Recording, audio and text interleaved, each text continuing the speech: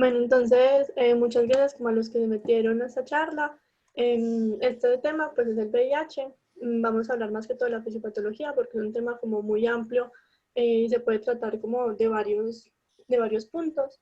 Me presento, mi nombre es Verónica Arango, soy estudiante de medicina en la Universidad CES de tercer semestre y mi compañero es Diego Córdoba, también estudiante de la Universidad del CES, pero de quinto semestre. Bueno, entonces como para empezar hablar sobre ese tema, pues hay que entender que el SIDA es el síndrome de la inmunodeficiencia adquirida.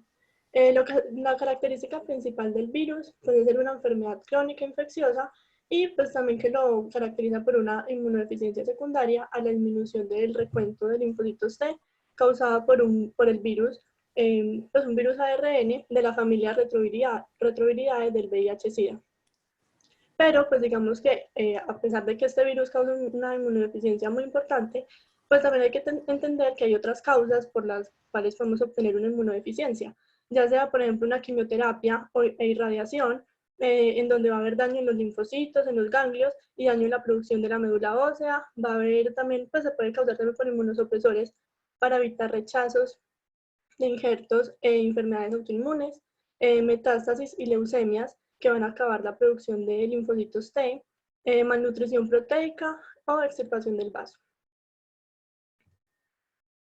Bueno, entonces, esta enfermedad, pues en algún momento tuvo que tener un origen y pues se descubrió en 1981 en San Francisco pues cuando un joven consultó por una neumonía. Pero en ese entonces pues no sabían cómo, o sea, era muy poco común y casi nadie le afectaba. Entonces en ese momento dijeron que fue por un parásito, pero no sabían cómo, por qué exactamente.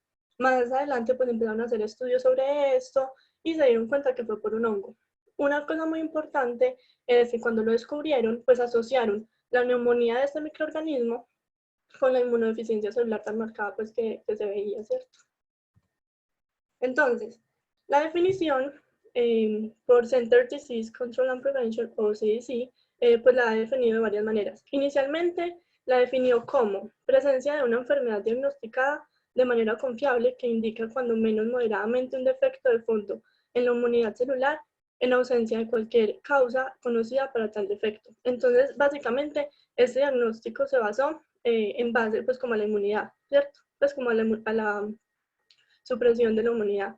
Pero más adelante, pues cuando ya identificaron el virus causal del VIH, empezaron a analizar, empezaron a pues, buscar pues, análisis más específicos sobre este virus y la definición cambió. Entonces, las personas infectadas por VIH se van a clasificar en base a dos cosas, a la clínica relacionada con la infección del virus, pero también al recuento pues, de los linfocitos CD4. Y la clínica es muy importante, pues porque ya más adelante les vamos a explicar bien que pues, van a tener varias etapas en la enfermedad. Entonces, esto pues, va a ser muy importante también como para el diagnóstico. Bueno, la epidemiología, entonces se conoce que la infección del VIH-Sida es, pues, se reconoce como pandemia mundial, pues porque abarca todo el mundo, pero es más, pues, o sea, afecta más a los países subdesarrollados. 1,2 millones en Estados Unidos viven con VIH, pero el 13% desconoce su infección, lo que esto pues, es un punto a destacar, ya que pues, esas personas no toman precauciones sobre su enfermedad y pues pueden andar contagiando pues, a mucha gente. Y se calcula que cada año 50,000 personas más se infectan, pero esta cifra pues hay que reconocer que se ha mantenido estable aproximadamente por 15 años, lo que pues es bueno, ¿cierto? Entre los diagnósticos con SIDA, pues, se divide entre mujeres y hombres.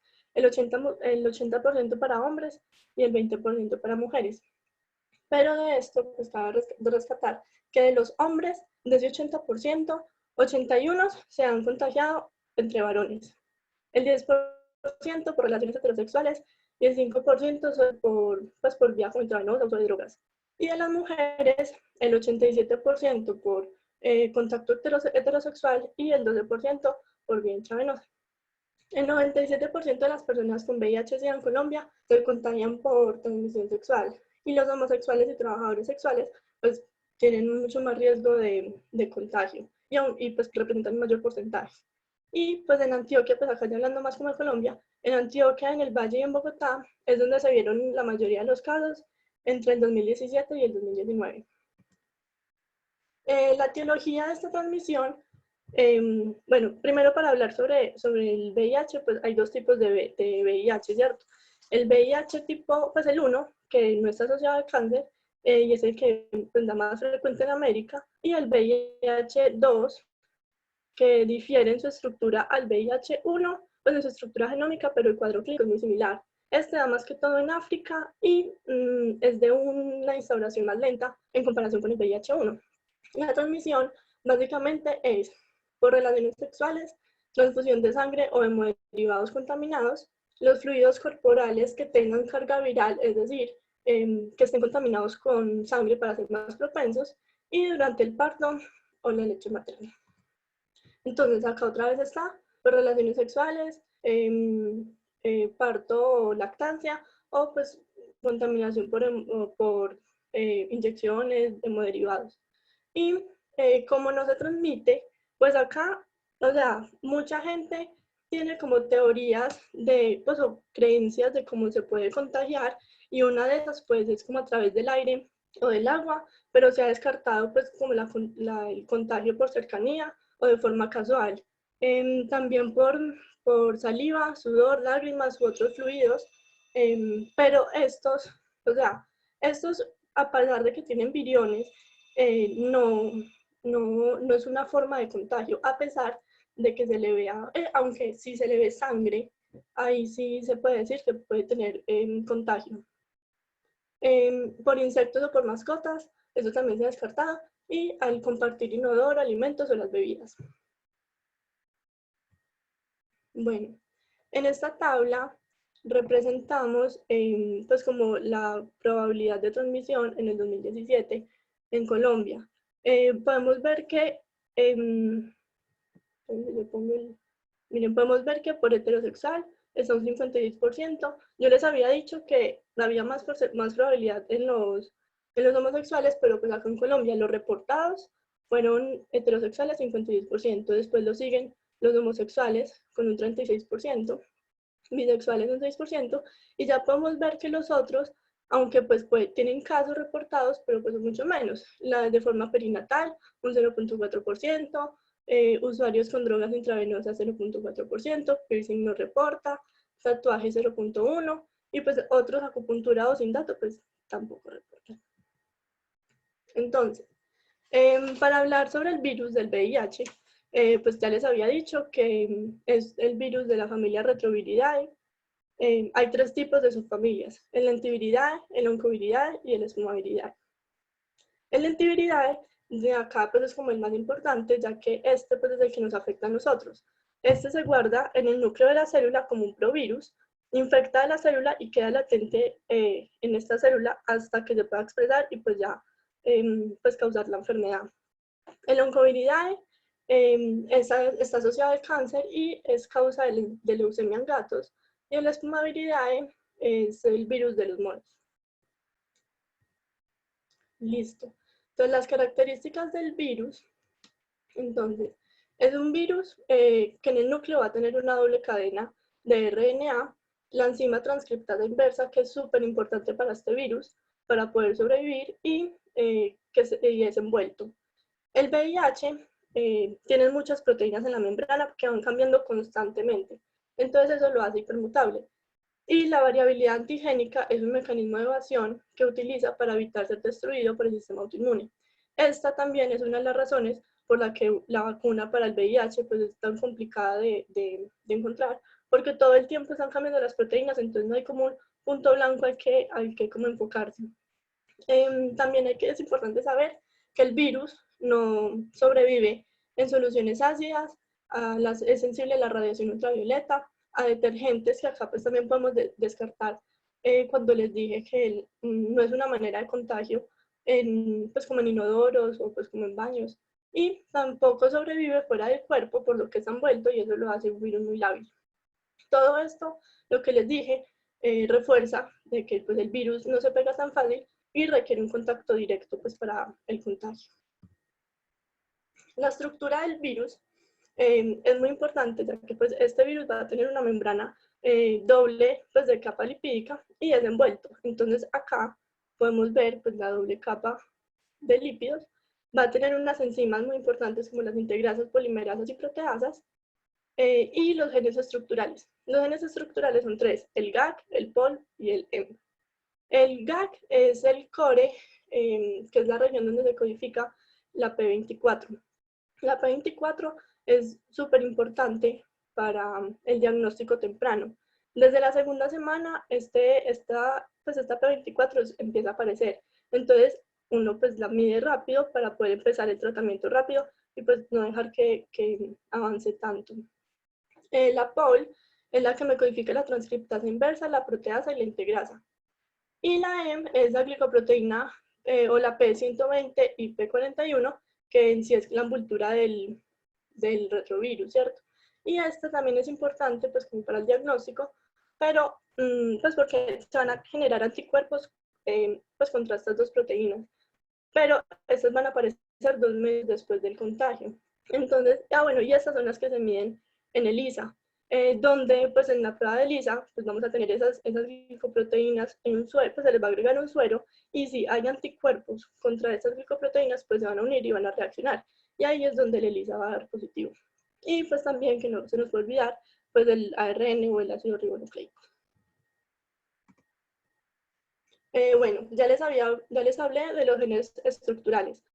Ahora les voy a hablar de los genes reguladores o los no estructurales. Está el TAT, que genera la activación de la transcripción del DNA proviral, el REP, que transporta el RNA mensajero a través del citoplasma, el BPR, que pues, mantiene la fase G2 para pues, que se pueda dar el transporte del DNA proviral, y el BPU, que ayuda a la maduración del virus. El NEF, pues, que lo dejé para lo último, es como uno de los más importantes o pues, de los que más como se destacan, porque este favorece a la expresión del CD4 y el HLA1 y regula la citotoxicidad. Este es el que es capaz de destruir el complejo de histocompatibilidad 1 y favorece la infección. Es decir, hay virus pues del VIH que no tienen NEF. Si no tienen NEF, quiere decir que pues, no van a poder destruir el complejo de histocompatibilidad 1 y no va a poder, pues no va a haber infección. Bueno, los requerimientos para el contagio efectivo es que en el cuerpo humano pues, deben haber poquitas defensinas. Las defensinas se comportan como un antimicrobiano natural que está en la piel y pueden proteger del VIH. Eso no quiere decir que si yo tengo muchas defensinas no me voy a contagiar, no, pero tengo menos probabilidad de contagio. También están las quimoquinas, que son correceptores del linfocito CD4. Están el CCR5 en macrófagos y el CXCR4, que pues acá ya se los voy a explicar en una imagen. Entonces, cuando les hablo de correceptor, quiere decir que el virus, ¿cierto?, se va a unir a la célula, pues en este caso es un macrófago, que va a estar el CCR5, pero si fuera un linfocito, sería el CXCR4. Entonces, cuando llega el virus, la P120 se va a unir al CD4 y la P41 se va a unir, en este caso, al CCR5 o, como les dije, si fuera un linfocito, al CXCR4. Y ya pues requieren estos dos receptores para poderse unir y que el virus pueda entrar a la célula. Bueno, entonces ya acá en la fisiopatología pues ya básicamente pues se explicó pues el primer paso, pero pues antes de que suceda todo esto, se da principalmente, pues el virus entra pues por una de sus vías de contacto y principalmente se disemina a los ganglios linfáticos del cuerpo, donde va a haber la mayor cantidad de linfocitos T que se pueden pues infectar.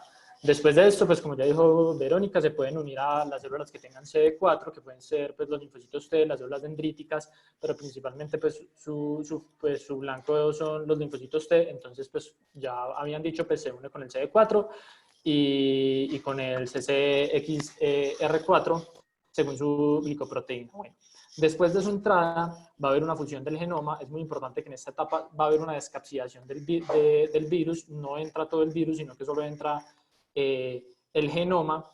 Después, este genoma, por medio de la transcriptasa reversa, pues pasa a ser de ARN a ADN, y acá se vuelve el provirus. En esta fase de provirus va a ser en la fase que mayormente el virus va a estar latente. Ya después, una vez se vuelve el virus ADN, se va a dar un ensamble de proteínas, se hace el ensamble de proteínas y el virus nuevo va a salir por gemación. Cuando el virus nuevo sale por gemación, va a haber una cantidad de ARN presente en sangre. Esta cantidad de ARN presente en sangre la vamos a denominar la carga viral. Y esta carga viral es muy importante, pues porque según esta carga viral va a ser como nosotros vamos a tener pues como el control clínico del paciente, midiendo pues cómo está la carga viral y pues también cómo están sus células diana, que son como los linfocitos T o cualquier célula que tenga los CD4. Listo. Entonces, principalmente, pues, otra vez como resumiendo, pues el virión entra, después de que el virión entra, se va a funcionar con la membrana, después de que entra la transcriptasa, lo pasa a DNA, se vuelve provirus, después de volverse provirus, las células T de la transcriptasa, pues la célula T se activa, hace pues, el paso de proteínas y termina saliendo por gemación. Este es como pues, el esquema, y es muy importante que el virus nunca se va, pues, no es reconocido como un virus dañino, y por eso es que puede hacer pues, como este ensamblaje con las células CD4. Bueno, ¿y por qué las CD4 son tan importantes en infección? Es muy importante pues las CD4 porque las CD4 van a tener múltiples funciones. Entonces las CD4 pues controlan el crecimiento de las células B, ¿cierto? De los linfocitos B. También controlan las natural killer, también controlan los linfocitos T citotóxicos. Por lo tanto, si yo pues tengo la presencia de este virus y no puedo activar bien los linfocitos T citotóxicos, pues tampoco pues va a haber una respuesta muy adecuada a los linfocitos T citotóxicos para atacar, pues por así decir, el virus. Entonces pues la respuesta pues inmune del cuerpo va a estar deficiente. También es muy importante pues porque hace activación de células epiteliales y neutrófilos, que los neutrófilos también pues, me ayudan a atacar las células intracelulares, y también me ayuda a la respuesta innata y las respuestas inmunes. Acordémonos que todo esto lo hace por medio de citoquinas, las cuales van a ser el IL-17, el interferón gamma, el IL-2, el factor de crecimiento beta, IL-4, IL-5 y IL-10. Estas son como por las citoquinas importantes por las cuales se regulan. Listo. Bueno, entonces ya vamos a empezar a hablar como de las etapas de la enfermedad en el virus. Entonces, una vez el virus entra al cuerpo, se va a experimentar una fase virémica primaria, que es donde principalmente ocasiona pues, el síndrome retroviral agudo. Este síndrome retroviral agudo es muy importante porque casi hasta del 50-70% de los pacientes, por lo general, tienen síntomas muy específicos que se pueden confundir muchas veces con enfermedades como la del Epstein-Barr o el citomegalovirus o un simple resfriado común.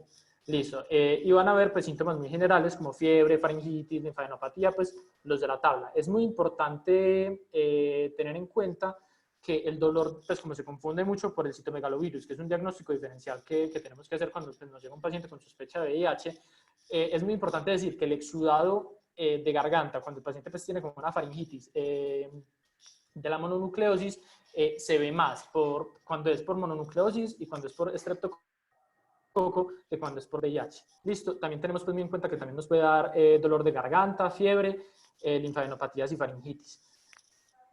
Sumado a esto, también pues tenemos unas alteraciones muy importantes que son las alteraciones del tracto gastrointestinal, sobre todo pues el estreñimiento y la diarrea, porque muchas veces los pacientes consultan por una diarrea crónica persistente, una diarrea de más de 15 días, y nos consultan mucho por eso. Y otro muy importante es sudoración excesiva nocturna y puede también tener una fatiga marcada, que son otros síntomas pues, muy importantes de esta fase para poder hacer un diagnóstico rápido y oportuno del virus. Lo que pasa que es maluco, que como en la mitad de los en casi pues, existe un gran porcentaje de pacientes que pueden no presentar esta enfermedad, muchos pacientes todavía no saben que están contagiados en esta etapa, y en esta etapa es muy importante que la viremia todavía es alta, la carga viral es muy alta, por lo que lo hace al paciente muy contagioso.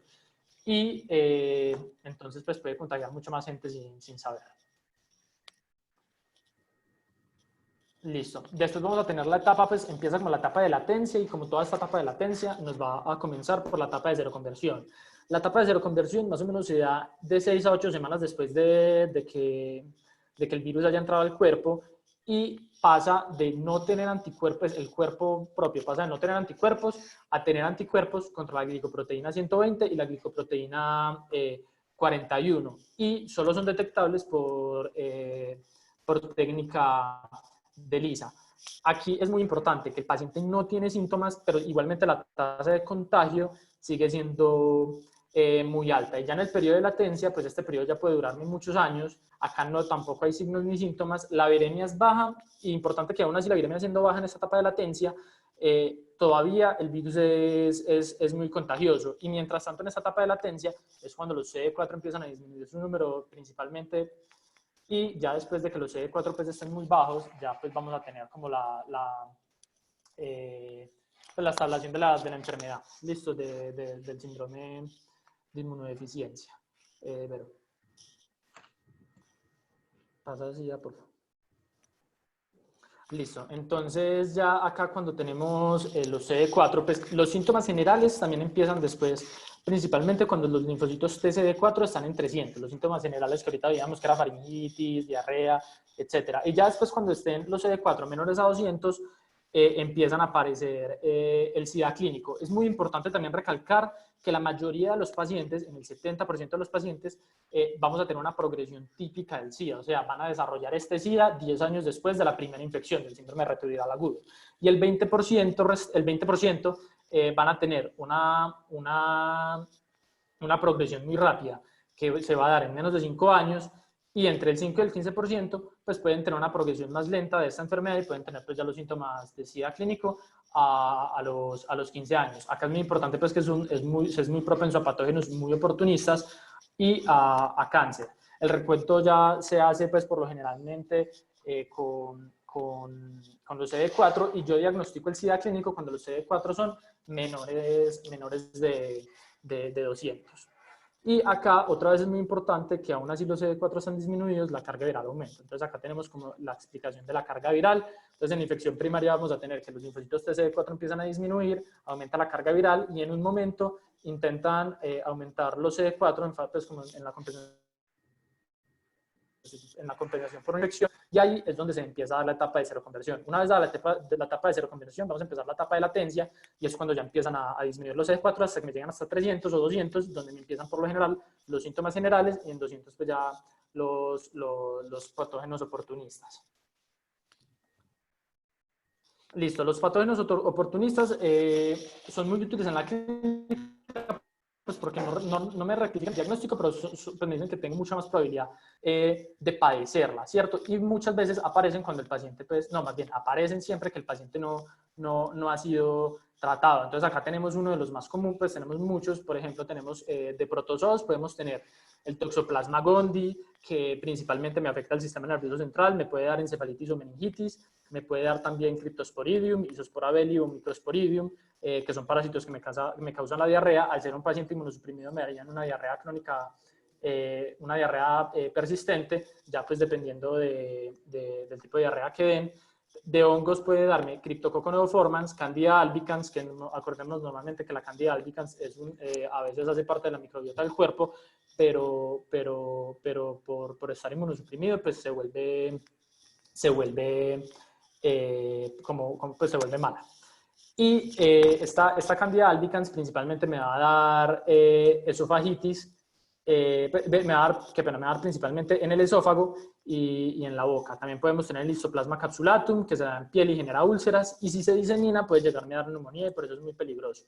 También tenemos el Pneumocystis jirovecii, que es el parásito que después era hongo, que estábamos hablando al principio, que este fue el parásito que se descubrió pues, en el paciente con SIDA.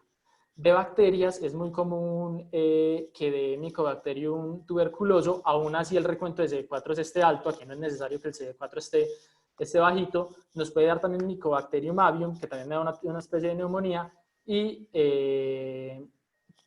muchas veces también hay que tener muy en cuenta infecciones pues, por otras ETS, como el Treponema pallidum pues, que me da la sífilis, o pues, los múltiples herpes. Como virus, pues podemos que nos puede dar principalmente el citomegalovirus, el Epstein-Barr, la varicela, el herpes 1 y el herpes 2, pues porque son ETS, entonces se sospechan, porque también son de transmisión sexual. Y muy importante que nos va a dar el herpes 8, que el herpes 8 es el casi, pues, es muy determinante pues, de SIDA, que nos da el sarcoma de Kaposi. Y hay otro virus pues, que también nos puede dar, que es el virus linfotrópico humano. Entonces ya sigue la clasificación. Entonces ya una vez pues, teniendo en cuenta pues, como todos estos síntomas de los pacientes, pues como todas estas categorías clínicas, y según el recuento del linfocito CD4, que es como pues podemos medir entre comillas como la viremia del virus, pues la carga viral, podemos decir que se pueden clasificar en tres grupos. Entonces, se clasifican según sus síntomas, se clasifican sin síntomas, con síntomas que no son patognomónicos de virus, que son como los del síndrome retroviral agudo, y los síntomas de SIDA, que son pues el listado pues, que dije, el listado que dije pues, que son ya casi patognomónicos de defensas bajitas.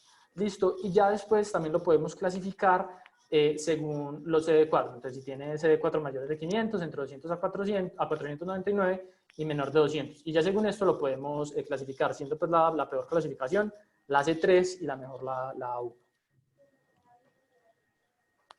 Ya.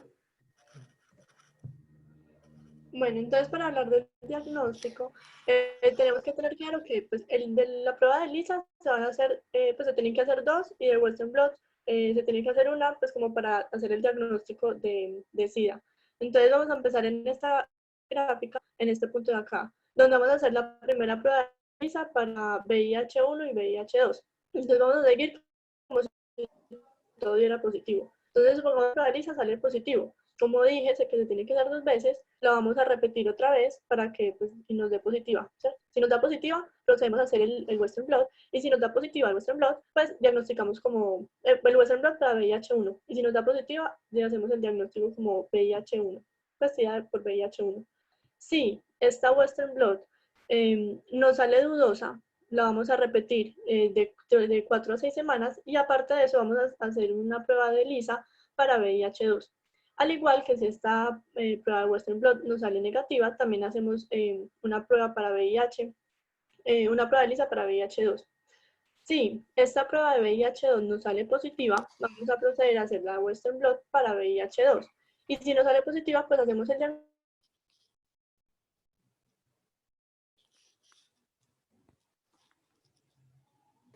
Pero ya no se te oye.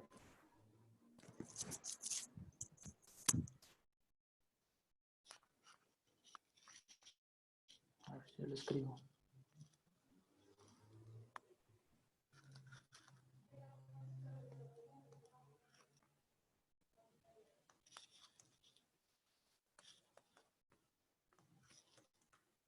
¿Sigo yo? Ok. Mejor, Diego, sí, por favor. Listo. Entonces, pues, como ya venía diciendo, pues, Verónica, pues, ya se hace el Western Blot, pues, que es la prueba confirmatoria del VIH, para hacer el diagnóstico de infección por el VIH2. Ahí. Esperen, pues, yo abro la presentación, entonces yo.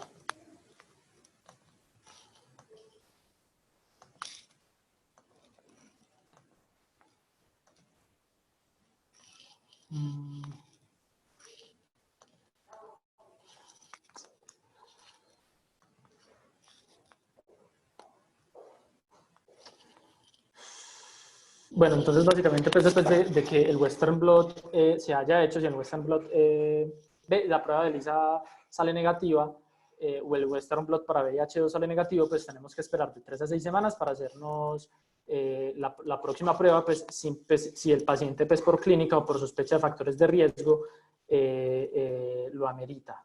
Listo, y ya como última cosa, pues es importante también decir que si el paciente, la segunda Lisa que penaliza en negativa, también tengo que esperar de 3 a 6 meses, y si la primera detección en el Lisa me sale negativo, también espero de 3 a 6 meses por la sospecha clínica que tengo de VIH.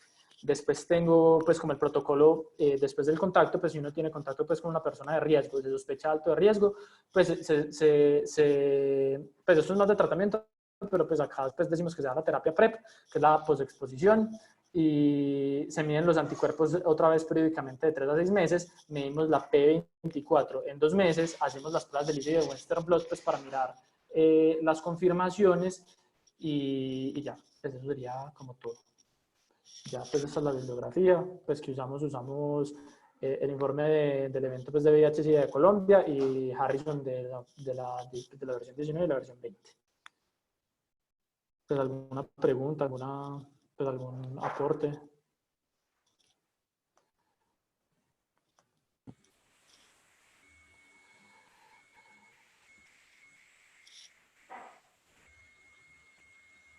A nadie.